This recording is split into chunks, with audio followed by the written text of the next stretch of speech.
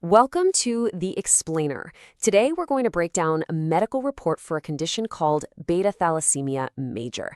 You know, getting a diagnosis like this for your child can feel, well, just completely overwhelming. So let's walk through it together and make sense of what it all really means. Okay, let's just dive right in. You see these three words on a report, and bam, your mind is probably racing with 1,000 questions. So what on earth is Beta Thalassemia Major? And how did the doctors even get to this conclusion? All right, first things first, we're going to crack the code on the report itself. Let's take all that scientific language and translate it into plain, simple English. Now this looks like a bunch of complicated jargon, right? But it's actually incredibly specific. This one line tells us three very important things about the genetics behind the diagnosis. Let's break it down piece by piece. So, that first big word, homozygous. What does that mean? Well, it's actually pretty straightforward. It just means the genetic mutation was inherited from both parents. The child got one copy of this mutated gene from their mom and the exact same one from their dad. So how does this play out? Well, think of it like this. We all inherit a special gene, the beta globin gene, from each parent. In this case, both of those copies came with that same codon 4142 mutation. And because both copies are faulty, the body's instruction manual for making a really important protein called beta globin is essentially broken. The body just can't make it the right way. Okay, so we've got the genetics down. But what does that really mean day to day? How does not being able to make this one little protein affect a person's health for their entire life? See, without that beta globin, the body can't make healthy hemoglobin, and that's the stuff that carries oxygen in our blood. This one problem sets off a whole chain reaction.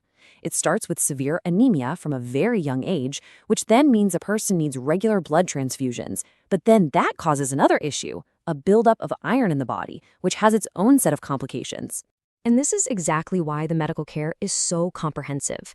The number one goal is to manage that anemia and all the other things it causes. It's really all about tackling those consequences head on to ensure the best possible quality of life.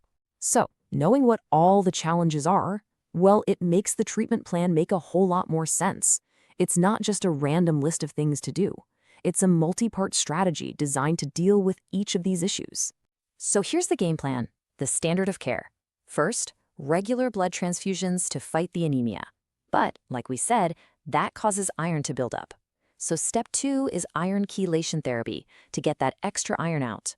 Folic acid helps the body with its red blood cells, and of course, regular visits to a specialist, a hematologist, keeps everything on the right track.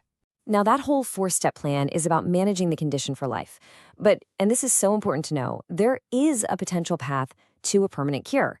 It's a bone marrow transplant.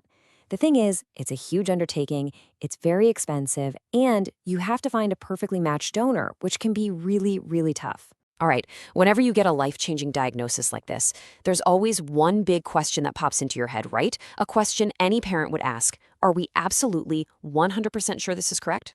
And it's a totally fair question. You have to ask it. When the stakes are this high, you want to be certain before starting a lifelong treatment plan. So let's take a look at how reliable these DNA tests actually are. The short answer is these tests are incredibly accurate. We're talking over 99% reliable, and that's because this isn't about someone's opinion or interpretation. The test is literally reading the genetic code. It's looking for that specific mutation and gives a clear yes or no answer. It's very black and white. So you might be wondering, what about that tiny chance of error?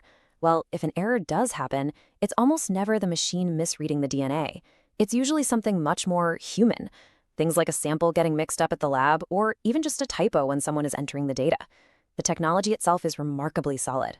But look, even with those high odds, a little bit of doubt can stick around. And for your own peace of mind, you might want absolute certainty. And that's okay. So let's talk about what you can actually do to verify the results. And here's the bottom line.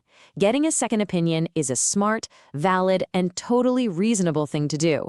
Having another trusted lab run the test can give you that final confirmation you need to move forward with confidence. For example, if you were in Bangladesh, you'd have some great options. You've got DNA Solution Ltd, known for their modern tech. There's ICDRRB, which is a world-class research institution, and university centers like at BSMMU are also doing top-tier genetic work.